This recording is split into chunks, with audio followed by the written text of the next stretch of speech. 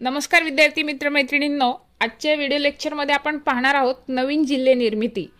तर 1 मे 1960 रोजी जेव्हा आपल्या महाराष्ट्र राज्याची स्थापना झाली तेव्हा आपल्या महाराष्ट्र राज्यात 26 जिल्हे होते व सध्या आपल्या महाराष्ट्र राज्यात 36 जिल्हे आहेत। तर हे 10 नवीन जिल्हे कधी निर्माण झाले, ते कोणते आहेत व ते कोणत्या जिल्ह्यामधून बाहेर पडले, ही सर्व माहिती चला आपण पाहूया मॅपच्या द्वारे।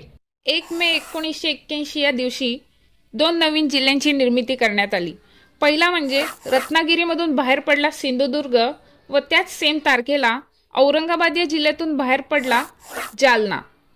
त्यानंतर 16 ऑगस्ट 1982 रोजी उस्मानाबाद या जिल्ह्यामधून बाहेर झाला लातूर व त्याच्याच 10 दिवसानंतर म्हणजेच 26 ऑगस्ट 1982 ला चंद्रपूरमधून गडचिरोली बाहेर झाला व जेव्हा हे दोन्ही जिल्हे एकत्र होते तेव्हा त्यांना चांदा म्हणून ओळखले जात असे।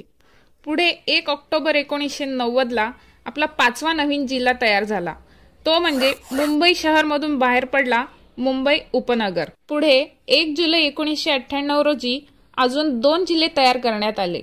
धुळे या जिल्ह्यातून सेपरेट झाला नंदुरबार व त्याच तारखेला म्हणजेच 1 जुलै 1998 ला अकोला या जिल्ह्यापासून सेपरेट करण्यात आला वाशिम। त्यानंतर 1 मे 1999 ला अजून 2 जिल्ह्यांची निर्मिती करण्यात आली।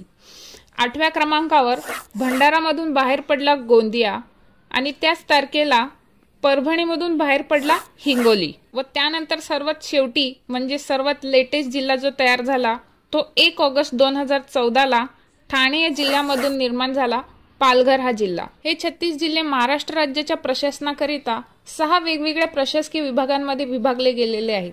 प्रशासकीय विभागावर सुद्धा आपण व्हिडिओ बनवलेली आहे, ज्याची लिंक मी तुम्हाला खाली कमेंट सेक्शन मध्ये देईल। इच्छुक लोकांनी ते जाऊन बघावे। शेवटपर्यंत व्हिडिओ पाहिल्याबद्दल धन्यवाद।